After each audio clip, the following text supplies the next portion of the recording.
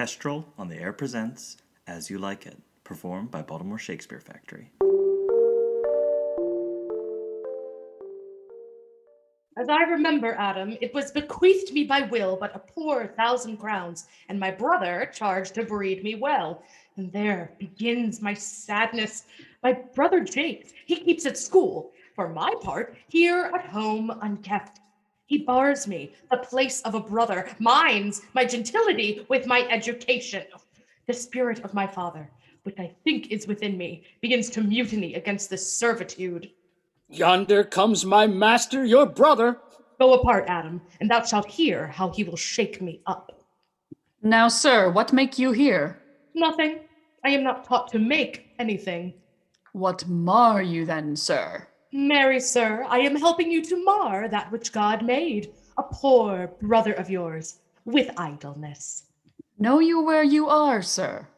Oh, sir, very well, here in your orchard. Know you before whom, sir? I, better than him, I am before knows me.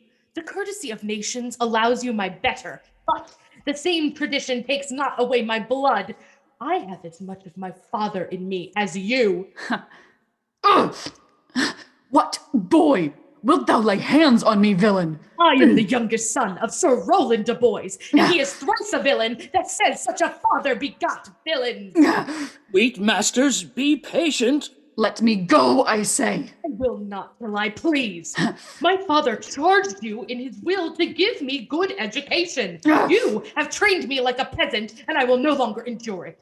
Therefore, allow me to exercise it as may become a gentleman, or give me the poor lottery my father left me, and with that I will go buy my fortunes. And what wilt thou do? Beg when that is spent?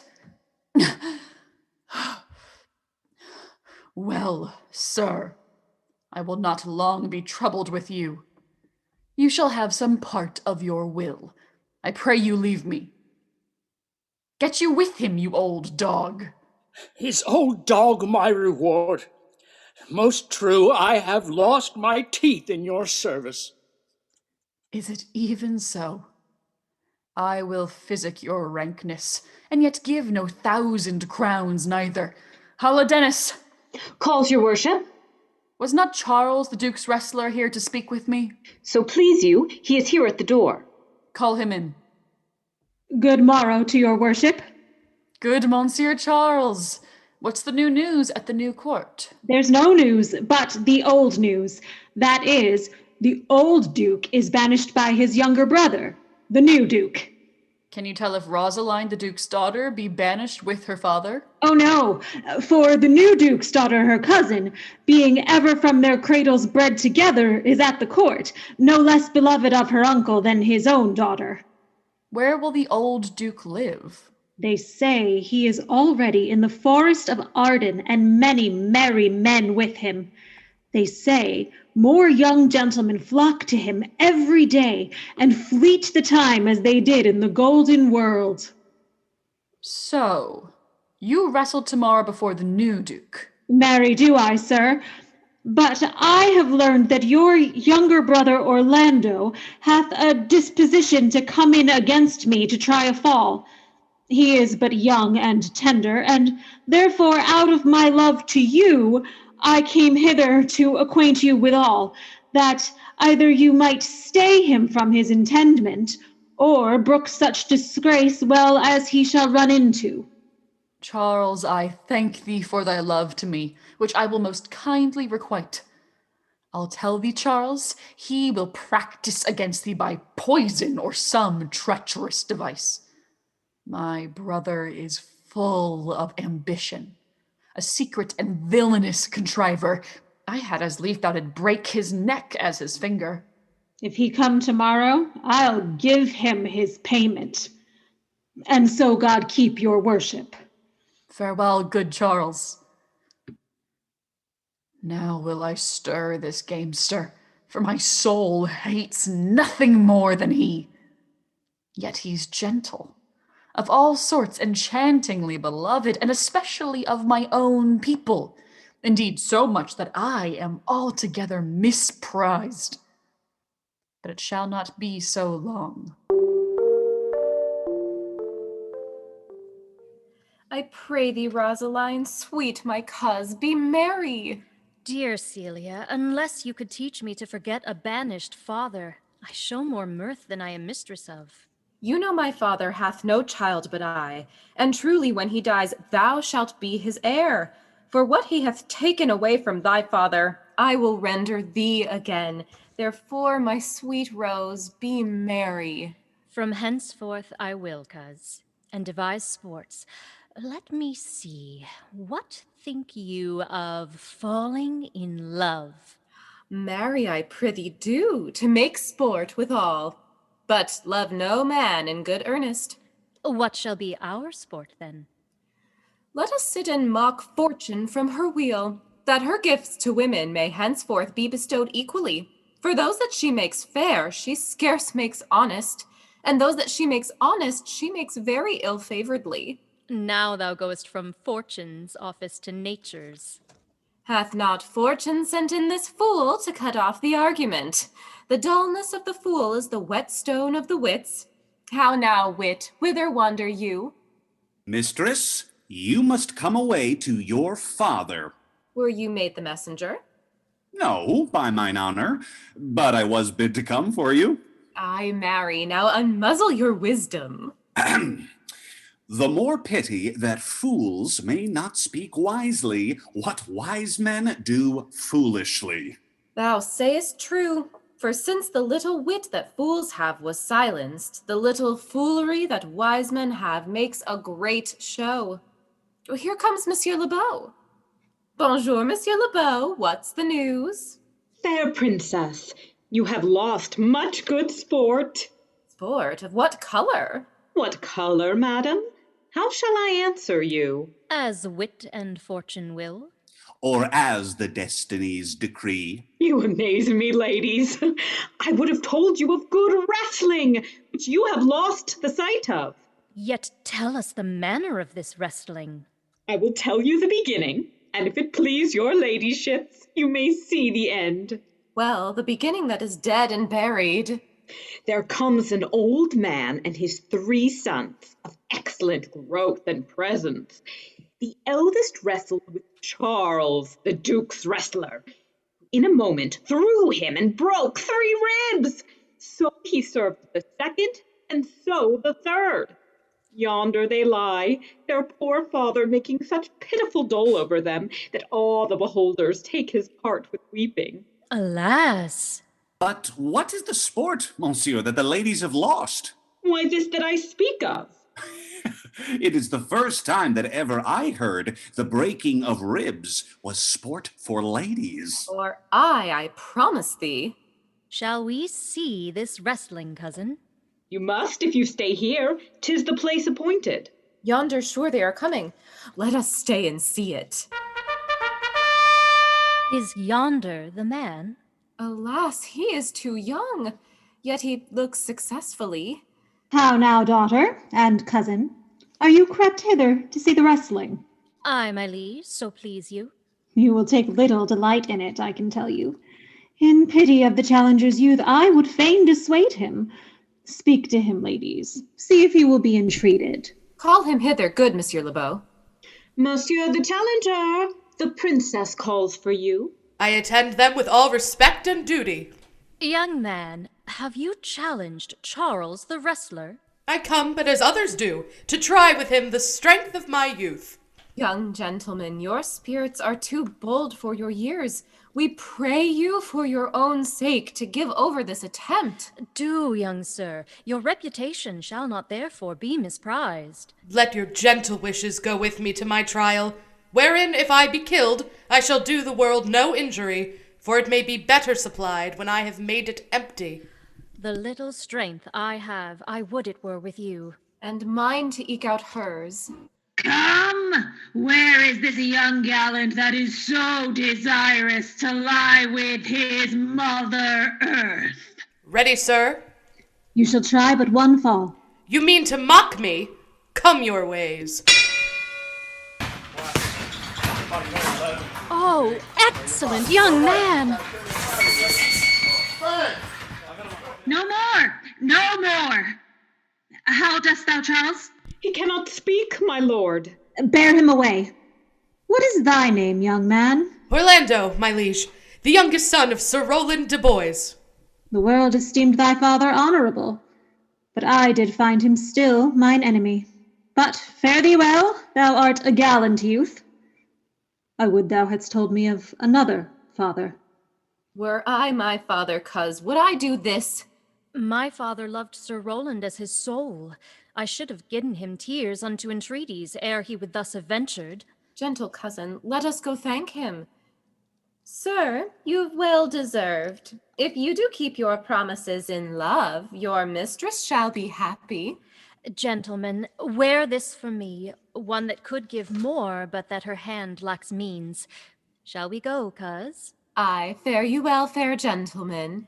Sir, you have wrestled well and overthrown more than your enemies.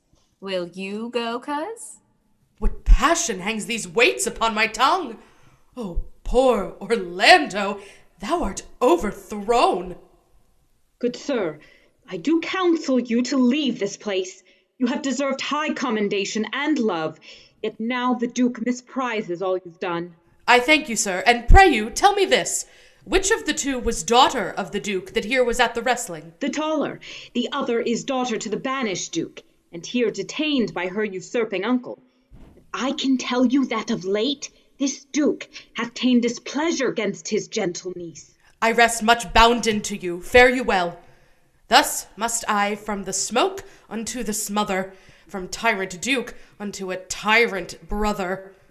But heavenly Rosaline.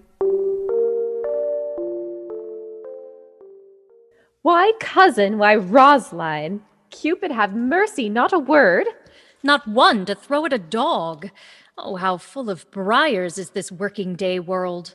Burrs, cousin, our very petticoats will catch them. These burrs are in my heart. Come, come, wrestle with thy affections. Oh, they take the part of a better wrestler than myself. Is it possible on such a sudden you should fall into so strong a liking with old Roland's youngest son? Why should I not? Doth not he deserve well? Look, here comes the Duke, his eyes full of anger. Mistress, dispatch you with your safest haste, and get you from our court. Me, uncle? You, cousin.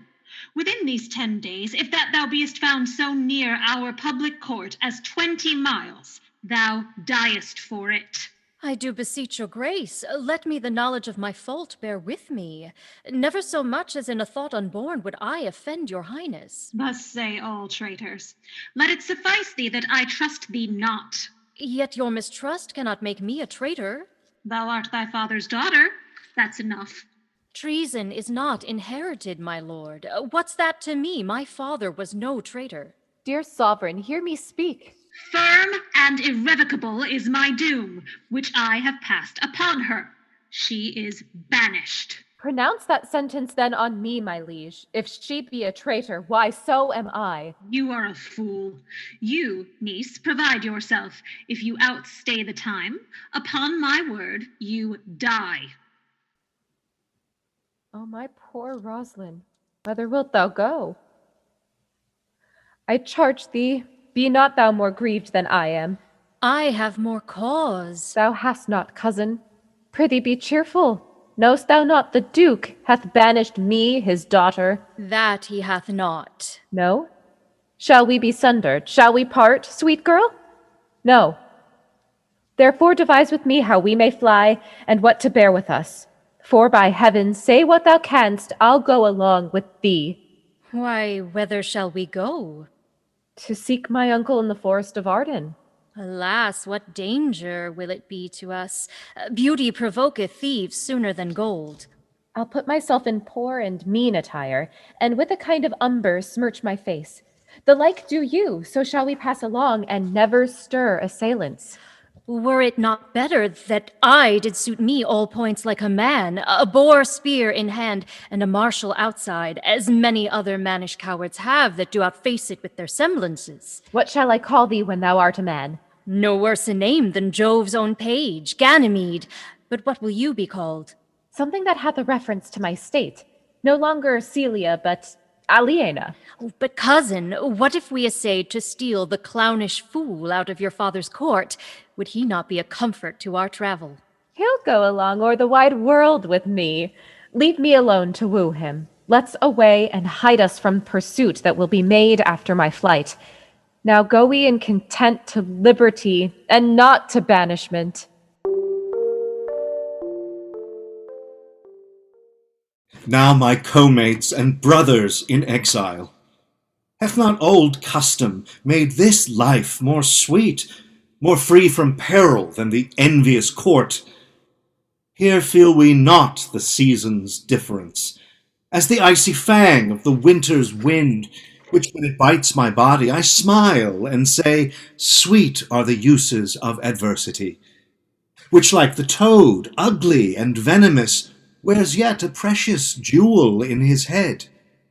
And this our life, exempt from public haunt, finds tongues in trees, books in the running brooks, sermons in stones, and good in everything. I would not change it. Happy is your grace that can translate the stubbornness of fortune in so quiet and so sweet a style. Come, shall we go and kill us venison? And yet it irks me the poor dappled fools should in their own confines with forked heads have their round haunches gored. Indeed, my lord, the melancholy Jakes grieves at that. Today my lord of Amiens and myself did steal behind him as he lay along upon the brook that brawls along this wood, to the place a poor sequestered stag that from the hunter's aim had ta'en a hurt, did come to languish, and the hairy fool, much marked of the melancholy Jakes, stood on the extremest verge of the swift brook, augmenting it with tears. But what said Jakes? Did he not moralize this spectacle? Yea, and of this our life, swearing that we are mere usurpers, tyrants, and what's worse, to fright the animals and to kill them?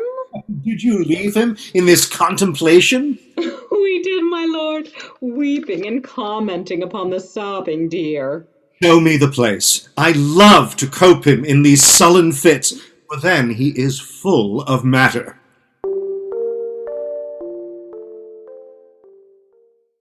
Can it be possible that no man saw them? Some villains of my court consent in this. The ladies, her attendants of her chamber, found the bed untreasured of their mistress. Hesperia secretly overheard them much commend the graces of the wrestler that did but lately foil the sinewy Charles. That youth is surely in their company. Send to his brother, fetch that gallant hither, suddenly, and let not Inquisition quail to bring again these foolish runaways. Who's there? What, my young master? Oh, my gentle master, what make you here? Your virtues, gentle master, are sanctified and holy traitors to you. Why, what's the matter? Oh, unhappy youth, your brother, no brother, yet the son of him I was about to call his father, had heard your praises, and this night he means to burn the lodging where you used to lie, and you within it. I overheard him. What, wouldst thou have me go and beg my food? Or with a base and boisterous sword enforce a thievish living on the common road? Nay, do not so. I have 500 crowns, which I did store to be my foster nurse, a comfort to mine age. Here is the gold. All this I give you. Let me be your servant. I am strong and lusty, frosty but kindly. I'll do the service of a younger man. Oh, good old man, how well in thee appears the constant service of the antique world. But poor old man, thou prunest a rotten tree that cannot so much as a blossom yield. Come thy ways, we'll go along together, and ere we have thy youthful wages spent, we'll light upon some settled low content. Master, go on, and I will follow thee, to the last gasp with truth and loyalty. Fortune cannot recompense me better than to die well, and not my master's debtor.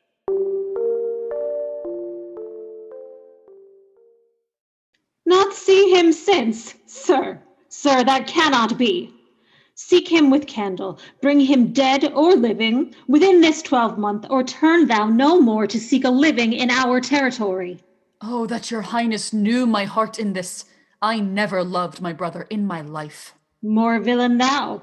Well, push him out of doors, till thou canst acquit thee by thy brother's mouth of what we think against thee. Under the greenwood tree, who loves to lie with me and turn his merry note unto the sweet bird's throat. Come hither, come hither, come hither. Here shall he see no enemy, but winter and rough weather.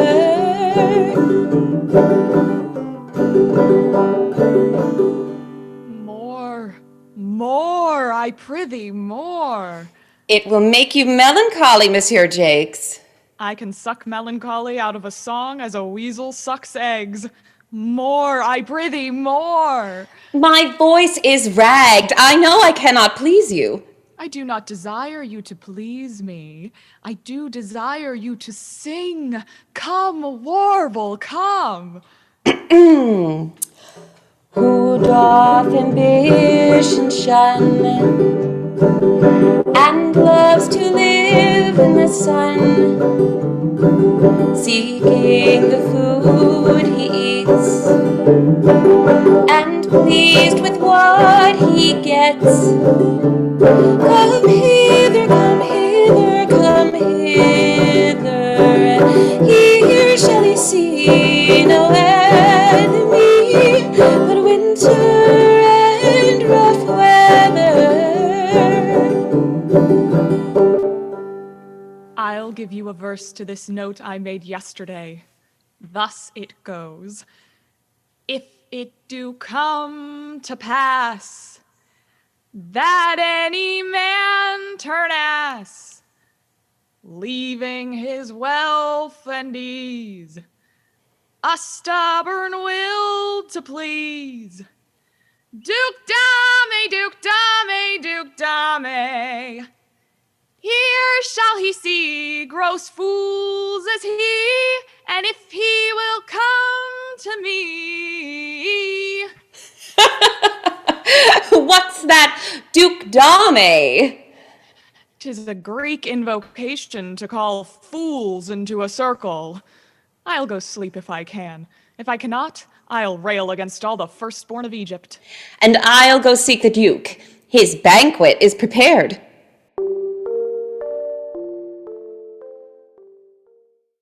Dear master, I can go no further.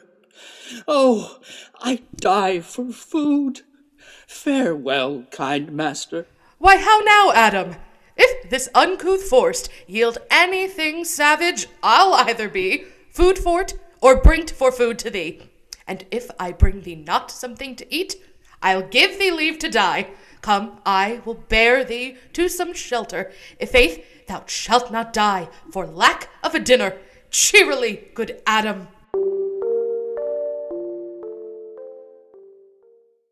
I think he be transformed into a beast, for I can nowhere find him as a man.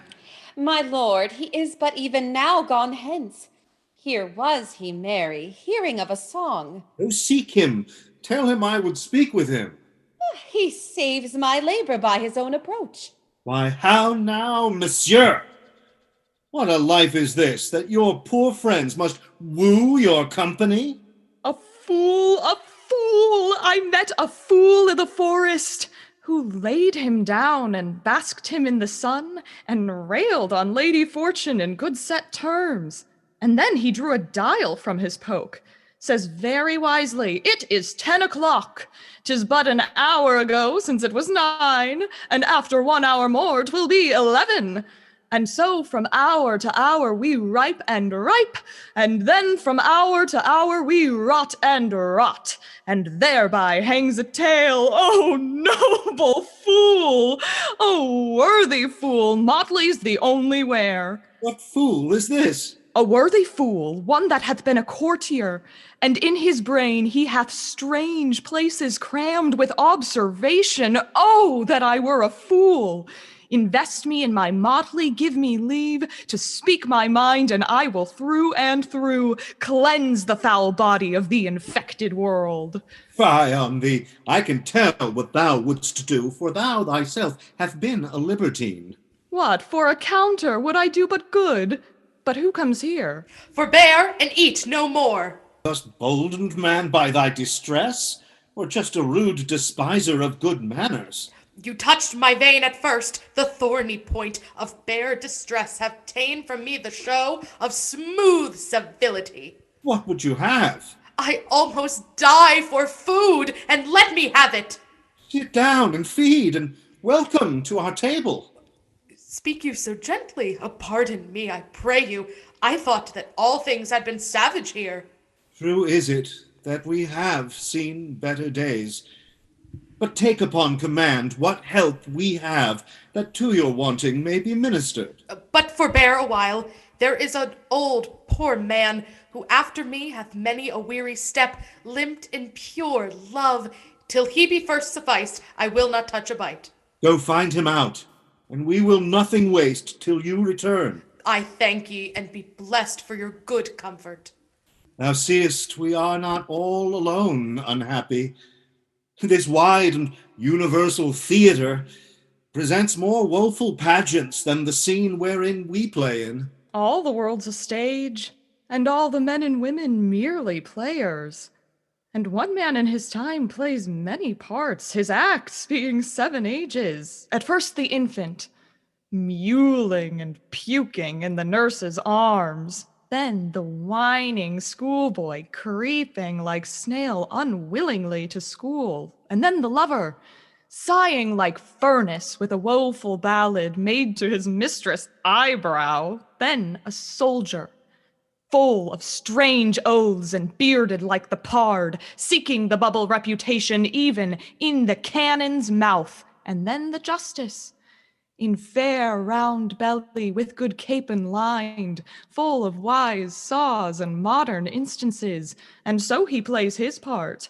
The 6th stage shifts into the lean and slippered pantaloon, with spectacles on nose, a world too wide for his shrunk shank, and his big manly voice turning again toward childish treble pipes and whistles in his sound. Last scene of all, that ends this strange eventful history, is second childishness and mere oblivion. Sans teeth, sans eyes, sans taste, sans everything. Welcome. Set down your venerable burthen, and let him feed. I thank you most for him. I scarce can speak to thank you for myself. Good old man, fall to. I will not trouble you as yet to question you about your fortunes. Be truly welcome hither. Give me your hand, and let me all your fortunes understand. Not see him since, sir. Sir, that cannot be. Seek him with candle, bring him dead or living, within this 12-month, or turn thou no more to seek a living in our territory. Oh, that your highness knew my heart in this. I never loved my brother in my life. More villain thou. Well, push him out of doors, till thou canst acquit thee by thy brother's mouth of what we think against thee. Run, run, Orlando, carve on every tree the fair, the chaste, and unexpressive she. To every eye which in this forest looks, oh, Rosaline, these trees shall be my books. And how like you this shepherd's life, Mr. Touchstone? As it is a spare life, it fits my humor well. But as there is no plenty in it, it goes much against my stomach. Hast any philosophy in thee, shepherd? No more, but that I know the property of rain is to wet, and fire to burn, that good pasture makes fat sheep, and that a great cause of the night is a lack of the sun. Such a one is a natural philosopher. Wast ever in court, shepherd? No, truly. Truly, then, thou art damned, like an ill-roasted egg. Thy manners must be wicked, and wickedness is sin. Thou art in a parlous state, shepherd. Sir, I am a true laborer. I earn that I eat, get that I wear, and the greatest of my pride is to see my ewes graze and my lambs suck. That is another simple sin in you, to offer to get your living by the copulation of cattle. Here comes young Mr. Ganimede, my new mistress's brother. All the pictures fairest lined are but black to Rosaline. From the east nor western mines no jewel is like Rosaline. Let no face be kept in mind but the fair of Rosaline. I'll rhyme you so. 8 years together. Dinners and suppers and sleeping hours accepted. Out, fool. For a taste. If a heart do lack a hind, let him seek out Rosaline. Sweetest nut hath sourest rind. Such a nut is Rosaline. He that sweetest rose will find must find love's prick and Rosaline. This is the very false gallop of verses. Why do you infect yourself with them? Peace, you dull fool. I found them on a tree. Truly, the tree yields bad fruit. I'll graft it with you, and then it will be the earliest fruit in the country, for you'll be rotten ere you be half ripe. You have said, but whether wisely or no, let the forest judge. Peace, here comes my sister reading. Stand aside. Will I Rosalinda write, teaching all that read to know the quintessence of every sprite, heavenward in little show. Therefore heaven nature charged, that one body should be filled with all graces wide enlarged, nature pleasantly distilled. Thus Rosaline of many parts by heavenly synod was devised, of many faces, eyes, and hearts, to have the touches dearest prized. Shepherd, go off a little. Go with him, sirrah. Come, let us make an honorable retreat. Didst thou hear these verses? Oh, yes, I heard them all, and more, too. But didst thou hear without wondering how thy name should be hanged and carved upon these trees? Trow you, who hath done this? Is it a man? Nay, I prithee now, with most petitionary vehemence, tell me who it is. Oh, wonderful, wonderful, and yet again wonderful. And after that, out of all whooping. I prithee, take the cork out of thy mouth, that I may drink thy tidings. So you may put a man in your belly. It is young Orlando that tripped up the wrestler's heels and your heart both in an instant. Nay, but the devil take mocking. I' faith, cuz 'tis he. Orlando? Orlando. Did he ask for me? How looked he? Where remains he? How parted he with thee? And when shalt thou see him again? Answer me in one word. You must borrow me Gargantua's mouth first. But doth he know that I am in this forest, and in a man's apparel? Looks he as freshly as he did the day he wrestled? I found him under a tree, like a dropped acorn. Oh, to see such a sight well becomes the ground. He was furnished like a hunter. Oh, ominous! He comes to kill my heart. Cry holla to the tongue, I prithee. I would sing my song without a burthen. I am a woman. When I think, I must speak. Soft, comes he not here? 'Tis he. Slink by and note him. I pray you, mar no more of trees with writing love songs on their barks. I pray you, mar no more of my verses with reading them ill-favoredly.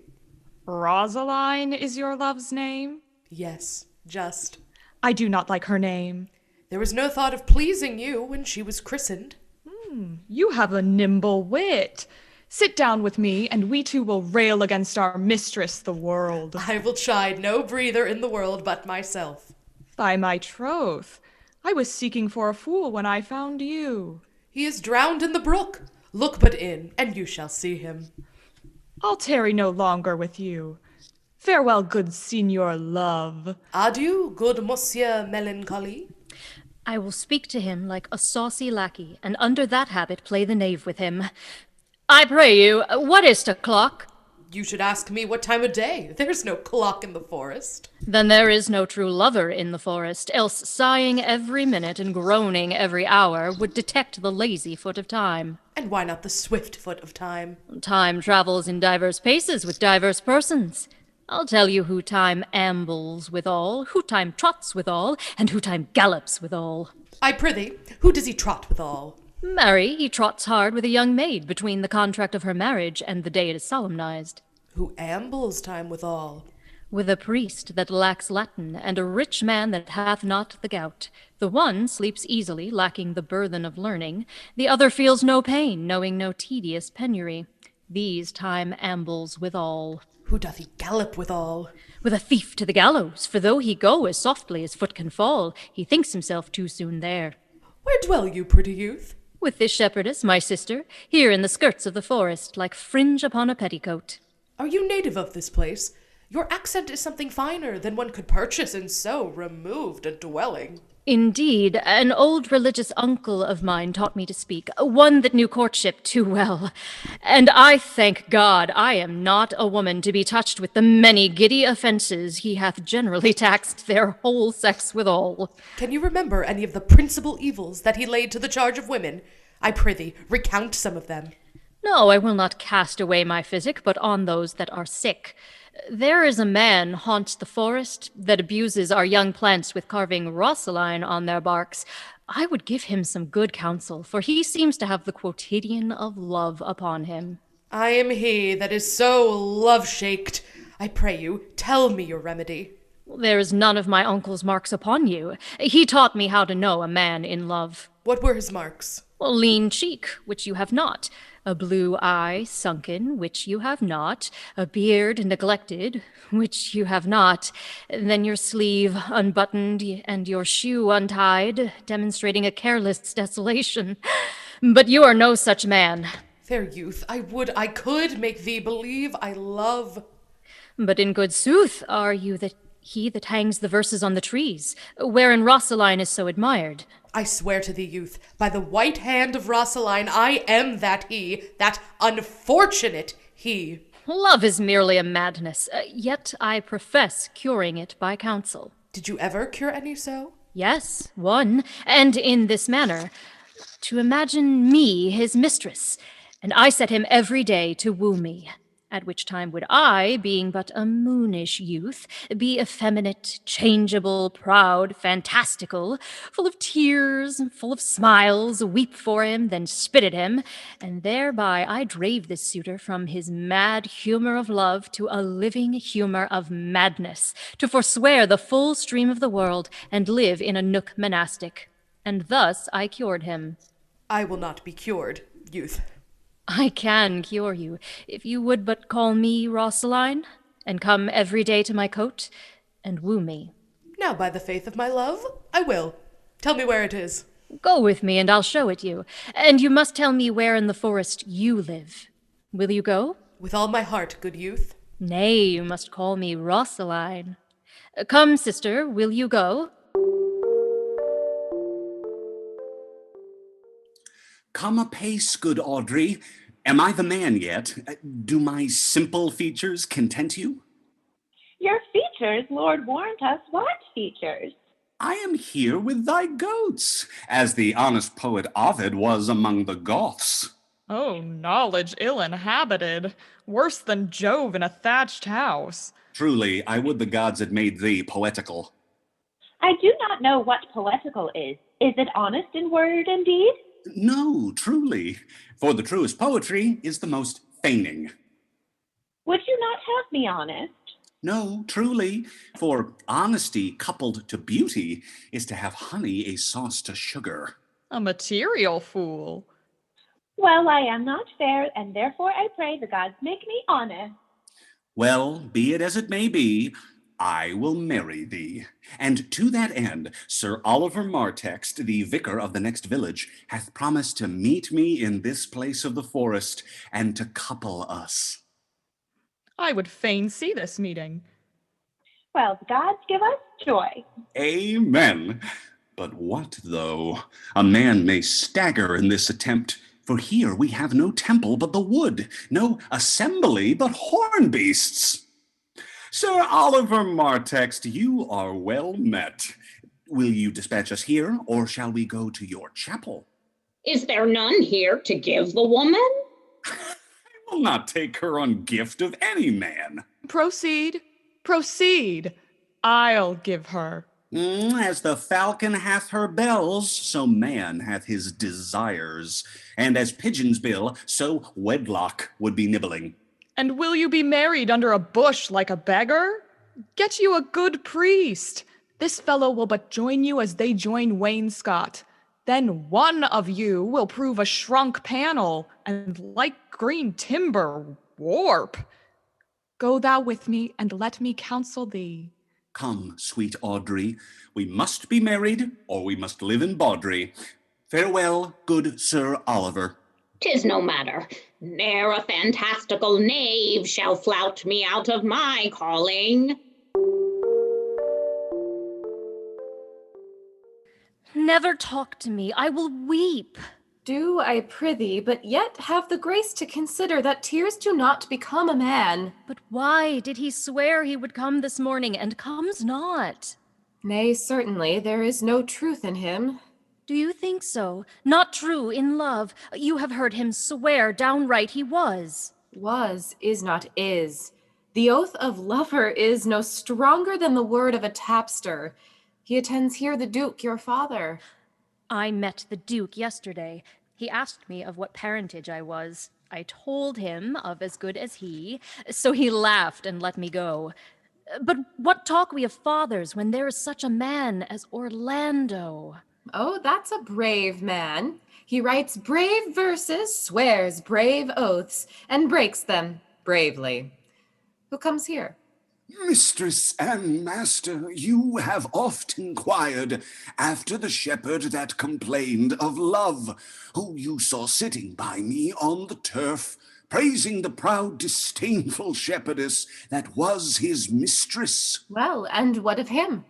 If you will see a pageant truly played between true love and scorn and proud disdain, go hence a little, and I shall conduct you, if you will mock it. Oh, come, let us remove. Bring us to this sight, and you shall say, I'll prove a busy actor in their play. Sweet Phoebe, say that you love me not, but not in bitterness. The common executioner falls not the axe, but first begs pardon. Lie not to say mine eyes are murderers. Scratch thee but with a pin, and there remains some scar of it. Now show the wound my eye hath made in thee, for sure there is no force in eyes that can do hurt. Oh, dear Phoebe, if ever as that ever may be near, you meet in some fresh cheek the power of fancy, then shall you know the wounds invisible that love's keen arrows make. But till that time, come not thou near me, and when that time comes, afflict me with thy mocks, pity me not. Why, what means this? Why do you look on me? 'Tis not your bulgy eyeballs, nor your inky brows that can entame my spirits to your worship. Foolish shepherd, wherefore do you follow her? You are 1,000 times a properer man than she a woman. But, mistress, know yourself. Cry the man mercy, love him, take his offer. Sweet youth, I pray you chide a year together. I'd rather hear you chide than this man woo. I pray you do not fall in love with me, for I am falser than vows made in wine. Besides, I like you not. Shepherd, ply her hard. Come, sister. Shepherdess, look better on him, and be not proud. Come to our flock. Dear shepherd, now I find thy sore of might. Whoever loved that loved not at first sight. Sweet Phoebe, pity me. I'm sorry for thee. I would have you. Why, that were covetousness. But since that thou canst talk of love so well, thy company, which erst was irksome to me, I will endure. So perfect is my love, loose now and then a scattered smile, and that in poverty of grace I'll live upon. Know'st thou the youth that spoke to me erewhile? Not very well, but I have met him oft. Think not that I love him, though I ask for him. 'Tis but a peevish boy, yet he talks well. He is not very tall, yet for his years he's tall. I love him not, nor hate him not, and yet have more cause to hate him than to love him. For what had he to do to chide at me? I'll write to him a very taunting letter, and thou shalt bear it. Wilt thou, Silvius? Phoebe, with all my heart. I'll write it straight. The matter's in my head and in my heart. I will be bitter with him and passing short. Go with me, Silvius. I prithee, pretty youth, let me be better acquainted with thee. They say you are a melancholy fellow. I am so. I do love it better than laughing. Those that are in extremity of either are abominable fellows, and worse than drunkards. I have neither the musician's melancholy, which is fantastical, nor the courtier's, which is proud, nor the soldier's, which is ambitious, nor the lover's, which is all these. But it is a melancholy of mine own, and the sundry contemplation of my travels wraps me in a most humorous sadness. A traveler? By my faith, you have great reason to be sad. To have seen much is to have rich eyes and poor hands. Good day and happiness, dear Rosaline. Nay, then, God buy you, and you talk in blank verse. Farewell, Monsieur Traveler. Look you lisp and wear strange suits. Why, how now, Orlando? Where have you been all this while? My fair Rosaline, I come within an hour of my promise. Pardon me, dear Rosaline. Nay, and ye be so tardy, I had as lief be wooed of a snail. For though he comes slowly, he brings his destiny with him. What's that? Why, horns, such as you are fain to be beholden to your wives for. Virtue is no hornmaker, and my Rosaline is virtuous.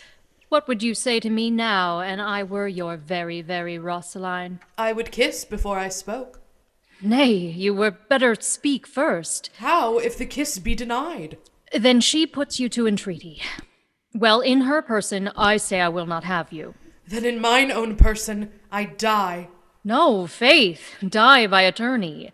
But these are all lies. Men have died from time to time, and worms have eaten them, but not for love. I would not have my right Rosaline of this mind, for I protest her frown might kill me. By this hand it will not kill a fly.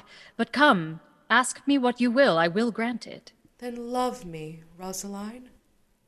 Come, sister, you shall be the priest and marry us. Give me your hand, Orlando. What do you say, sister? Pray thee, marry us. You must begin. Will you, Orlando? Will you, Orlando, have to wife this Rosalind? And then you must say, I take thee, Rosalind, for wife. I take thee, Rosalind, for wife. Now, tell me how long you would have her after you have possessed her. Forever and a day. Say a day without the ever. I will weep for nothing, and I will do that when you are disposed to be merry. I will laugh like a hyena when thou art inclined to sleep.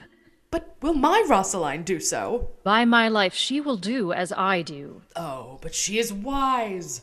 The wiser, the waywarder. Close the door upon a woman's wit, and it will out at the casement. Shut that, and 'twill fly out at the chimney. I must attend the Duke at dinner. By 2 o'clock I will be with thee again. Alas, dear love, I cannot lack thee 2 hours. By my troth, if you come 1 minute behind your hour, I will think you a most hollow lover, and the most unworthy of her you call Rosaline. No less than if thou wert indeed my Rosaline. Well, time is the old justice. Let time try. Adieu. You have simply misused our sex in your love prate. We must have your doublet and hose plucked over your head and show the world what the bird hath done to her own nest. Oh, coz, my pretty little coz, that thou didst know how fathom deep I am in love. My affection hath an unknown bottom, like the Bay of Portugal. Or rather bottomless, that as fast as you pour affection in, it runs out. No, that same wicked bastard of Venus, that blind, rascally boy that abuses everyone's eyes. Let him be the judge how deep I am in love. I cannot be out of the sight of Orlando. I'll go find some shadow and sigh till he come. And I'll sleep.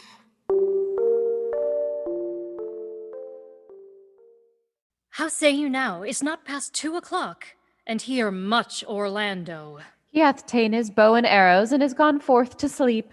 Look who comes here. My errand is to you, fair youth. My gentle Phoebe did bid me give you this. I know not the contents, but as I guess, it bears an angry tenor. Patience herself would startle at this letter. She says I am not fair, that she could not love me were man as rare as Phoenix. Well, shepherd, well, this is a letter of your own device. Oh, I protest, I know not the contents. Phoebe did write it. A woman's gentle brain could not drop forth such giant rude invention. Why, 'tis boisterous. Will you hear this letter? So please you, for I never heard it yet heard too much of Phoebe's cruelty. Mark how the tyrant writes. Art thou, God, to shepherd turned, that a maiden's heart hath burned? Can a woman rail thus? Call you this railing? He that brings this love to thee little knows this love in me, and by him seal up thy mind, whether that thy youth and kind will the faithful author take of me and all that I can make, or else by him my love deny, and then I'll study how to die. Call you this chiding? Alas, poor shepherd. Do you pity him? No, he deserves no pity. What, to make thee an instrument, and play false strains upon thee? If you be a true lover, hence, and not a word, for here comes more company. Good morrow, fair ones. Pray you, if you know, where in the purlieus of this forest stands a sheepcote fenced about with olive trees? West of this place, by the murmuring stream. If that and I may profit by a tongue, then should I know you by description. Such garments and such years are not you, the owner of the house I did inquire for. It is no boast, being asked to say we are. Orlando doth commend him to you both, and to that youth he calls his Rosaline, he sends this bloody napkin. Are you he? I am. What must we understand by this? Some of my shame, if you will know of me, what man I am, and how, and why, and where this handkercher was stained. I pray you tell it. When last the young Orlando parted from you, he left a promise to return again within an hour, and pacing through the forest, chewing the food of sweet and bitter fancy, mark what object did present itself. Under an oak a wretched, ragged man lay sleeping on his back. About his neck a green and gilded snake hath wreathed itself, who with her head in threats approached his mouth.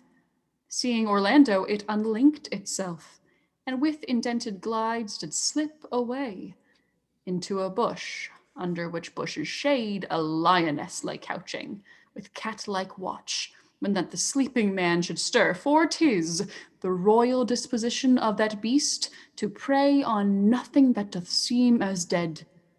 This seen Orlando did approach the man, and found it was his brother, his elder brother. Oh, I have heard him speak of that same brother, and he did render him the most unnatural that lived amongst men. And well he might do so. But to Orlando, did he leave him there? Twice did he turn his back and purposed so.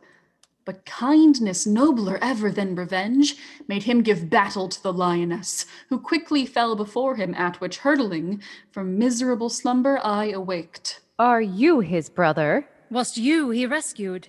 You that did so oft contrive to kill him.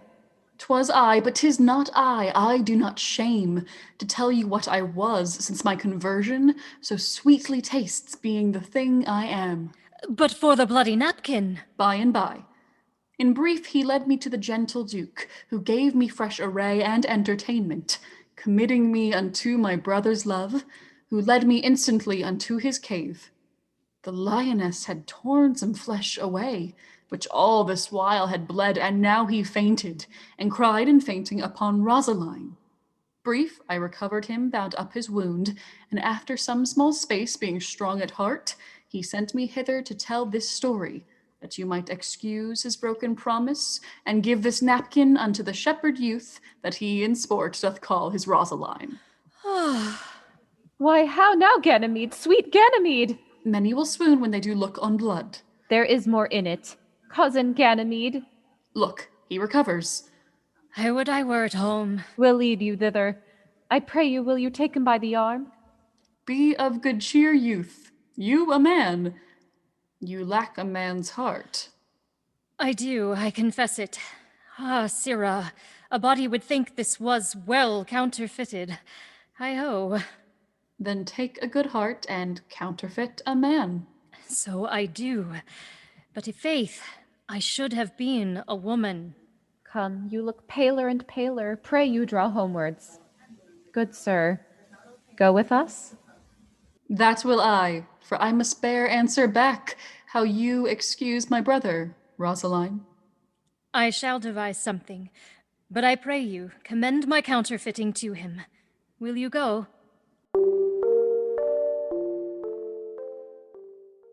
We shall find a time, Audrey. Patience, gentle Audrey. Faith, the priest was good enough for all the old gentlemen saying. But Audrey, there is a youth here in the forest lays claim to you. I know who 'tis. He hath no interest in me in the world. Here comes the man you mean. It is meat and drink to me to see a clown. We that have good wits have much to answer for. Good even, Audrey. God you good e'en, William. And good even you too, sir. Good even, gentle friend. Cover thy head, cover thy head. How old are you, friend? 25, sir. A ripe age. Wast born in the forest here? Aye, sir, I thank God. Thank God, a good answer. Art thou wise? Aye, sir, I have a pretty wit. Why, thou say'st well. I do now remember a saying, the fool doth think he is wise, but the wise man knows himself to be a fool. You do love this maid? I do, sir. Give me your hand. Art thou learned? No, sir. Then learn this of me, for it is a figure in rhetoric. To have is to have, for all your writers do consent that I am he. Which he, sir? He, sir, that must have this woman. Therefore, abandon the society of this female, or clown, thou diest. Or, to wit, I'll kill thee. I will deal in poison with thee, or in steel. I will bandy with thee. I will o'errun thee. I will kill thee 150 ways, therefore tremble and depart. Do, good William. God rest you merry, sir. Our master and mistress seeks you. Come, away, away. Trip, Audrey, I attend.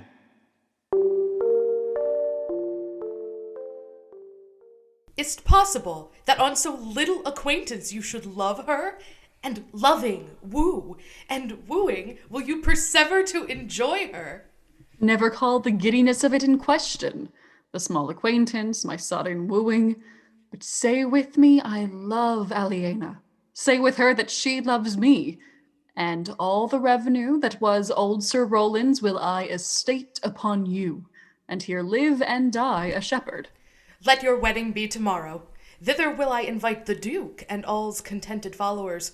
Go you and prepare Aliena, for look you, here comes my Rosaline. God save you, brother. And you, fair sister. Oh, my dear Orlando, how it grieves me to see thee wear thy heart in a scarf. It is my arm. I thought thy heart had been wounded with the claws of a lion. Wounded it is, but with the eyes of a lady. Did your brother tell you how I counterfeited to swoon when he showed me your handkerchief? Aye, and greater wonders than that. Nay, 'tis true. For your brother and my sister no sooner met, but they looked. No sooner looked, but they loved. No sooner loved, but they sighed. Clubs cannot part them. They shall be married tomorrow. But oh, how bitter a thing it is to look into happiness through another man's eyes. Why then, tomorrow cannot I serve your turn for Rosaline? I can live no longer by thinking. I will weary you then no longer with idle talking. Now I speak to some purpose. Believe, if you please, that I can do strange things. I have, since I was 3-year-old, conversed with a magician, most profound in his art, and it is not impossible to me to set Rosaline before your eyes tomorrow without any danger. Speakst thou in sober meanings? I do. Therefore put in your best array, bid your friends, for if you will be married tomorrow, you shall, and to Rosaline, if you will. Look, here comes a lover of mine, and a lover of hers. Youth, you have done me much ungentleness to show the letter that I writ to you. I care not if I seem despiteful to you. You are there followed by a faithful shepherd. Look upon him, love him. He worships you. Good shepherd, tell this youth what 'tis to love. It is to be all made of sighs and tears, faith and service, passion and adoration, and so am I for Phoebe. And I for Ganymede. And I for Rosaline. And I for no woman. It is to be all made of humbleness and duty, fantasy and observance, patience and impatience, and so am I for Phoebe. So am I for Ganymede. And so am I for Rosaline. And so am I for no woman. If this be so, why blame you me to love you? If this be so, why blame you me to love you? If this be so, why blame you me to love you? Why do you speak too? To her that is not here, nor doth not hear. Pray, you know more of this. 'Tis like the howling of Irish wolves against the moon. Tomorrow meet me all together. As you love Rosaline, meet. As you love Phoebe, meet. And as I love no woman, I'll meet. So fare you well. I'll not fail if I live. Nor I. Nor I. Tomorrow is the joyful day, Audrey. Tomorrow will we be married. I do desire it, and hope it is no dishonest desire to be a woman of the world. Here come 2 of the banished Duke's pages. Well met, honest gentlemen. By my troth, well met. Come, sit, and a song. We are for you. Sit in the middle. Shall we clap into it roundly without hawking, spitting, or saying we are hoarse, which are only prologues to a bad voice? Aye, and both in a tune, like 2 gypsies on a horse. It was a lover and his last, with a hey and a ho and a hey nonny no, that o'er the green cornfields did pass. In the springtime, the only pretty ring time, when birds do sing, hey ding a ding a ding. Sweet lovers love the spring. Truly, young gentleman, thy note was very untunable. You are deceived, sir. We lost not our time. I count it but time lost to hear such a foolish song. God buy you and mend your voices. Come, Audrey. Dost thou believe, Orlando, that the boy can do all this that he hath promised? I sometimes do believe, and sometimes do not. Patience once more, whiles our compact is urged. You say, if I bring in your Rosaline, you will bestow her on Orlando here? That would I, had I kingdoms to give with her. Then keep your word, O Duke, to give your daughter. You yours, Orlando, to receive his daughter. Keep your word, Phoebe, that you'll marry me, or else refusing me, to wed this shepherd. Keep your word, Silvius, that you'll marry her, if she refuse me, and from hence I go to make these doubts all even. I do remember in this shepherd boy some lively touches of my daughter's favour. Methought he was a brother to your daughter. But good my lord, this boy is forest born, and hath been tutored in the rudiments of many desperate studies by his uncle, whom he reports to be a great magician. There is sure another flood, and these couples are coming to the ark. Here comes a pair of very strange beasts. Salutation and greeting to you all. Good my lord, bid him welcome. This motley-minded gentleman hath been a courtier, he swears. If any man doubt that, let him put me to my purgation. I have trod a measure. I have flattered a lady. I have been politic with my friend, smooth with mine enemy. I like this fellow. A poor humor of mine, sir. Honesty dwells like a miser, sir, in a poorhouse, as your pearl in your foul oyster. Is not this a rare fellow, my lord? He's good at anything, and yet a fool. He uses his folly like a stalking horse, and under that he shoots his wit. Then is there mirth in heaven, when earthly things made even atone together, receive thy daughter, that thou mightst join her hand with his, whose heart within his bosom is. To you I give myself, for I am yours. To you I give myself, for I am yours. If there be truth in sight, you are my daughter. If there be truth in sight, you are my Rosaline. If sight and shape be true, why then, my love, adieu. I'll have no father if you be not he. I'll have no husband if you be not he, nor ne'er wed woman if you be not she.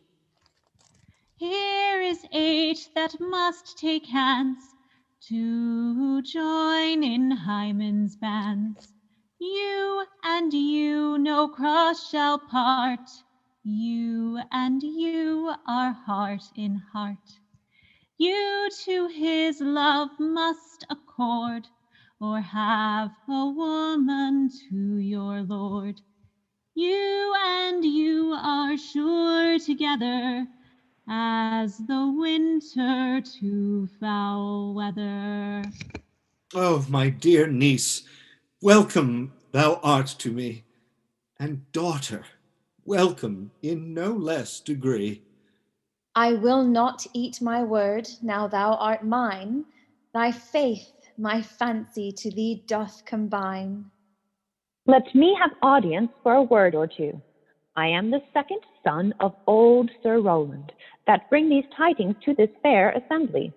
Duke Frederick, hearing how that every day men of great worth resorted to this forest, addressed a mighty power purposely to take his brother here and put him to the sword. And to the skirts of this wild wood he came, where, meeting with an old religious man, after some question with him was converted, both from his enterprise and from the world, his crown bequeathing to his banished brother, and all their lands restored to those again that with him were exiled. Welcome, young man. Thou offerest fairly to thy brother's wedding, that here every of this happy number shall share the good of our returned fortune. Play music, and you brides and bridegrooms all, with measure heaped in joy to the measure's fall. Sir, by your patience, if I heard you rightly, the Duke hath put on a religious life, and thrown into neglect the pompous court. He hath? To him will I, out of these convertites there is much matter to be heard and learned. And you to wrangling, so to your pleasures. I am for other than for dancing measures. Proceed, proceed. We'll begin these rites as we do trust they'll end in true delights.